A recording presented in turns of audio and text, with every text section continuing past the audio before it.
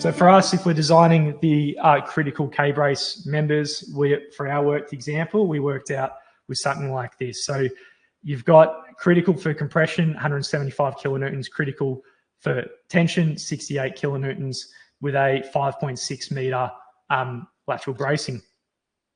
So for this, back to new calculator, excuse me, go to the timber member design. We're not in personal, we're an existing project. Back to our webinar example, save it to this grouping, bracing, L1, A, wherever it might be. All right, so I'll talk about this calculator at the higher level because it can be useful in a lot of different contexts. So you can see here, a lot of this is just for illustration purposes. So you've got a dynamic view. We can get our bracing element. You can see the forces within the timber member. And for us, we can get our correct bracing lengths. And for us, instantaneous loads because it's a wind. This here, it's just a section. As we get tapered beams, that'd be more interesting, but it just shows you the section of analysis that we're looking at because it's just a input forces design. So like always, you can manual input for us. So 24H, and you might do, say, let's just go a more efficient size because aesthetically you might match the dimensions here to be the same as the beam and column.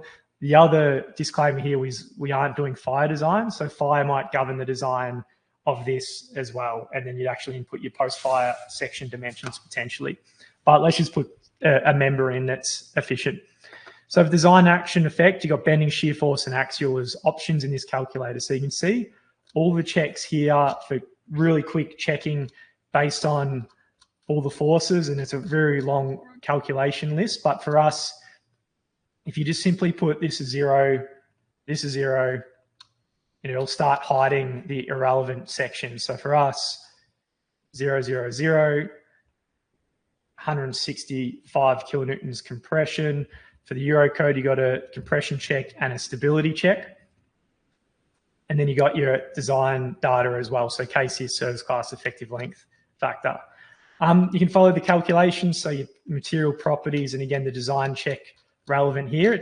It's quite dynamic. So when you turn things back on, it'll run all those calculations based on what you're in. So some calculations you might consider if you've got an eccentricity and you want to add some bending moment into this calculator in addition to the pure force, you could do something like that pretty easily. But for us, we've got a quite straightforward check here.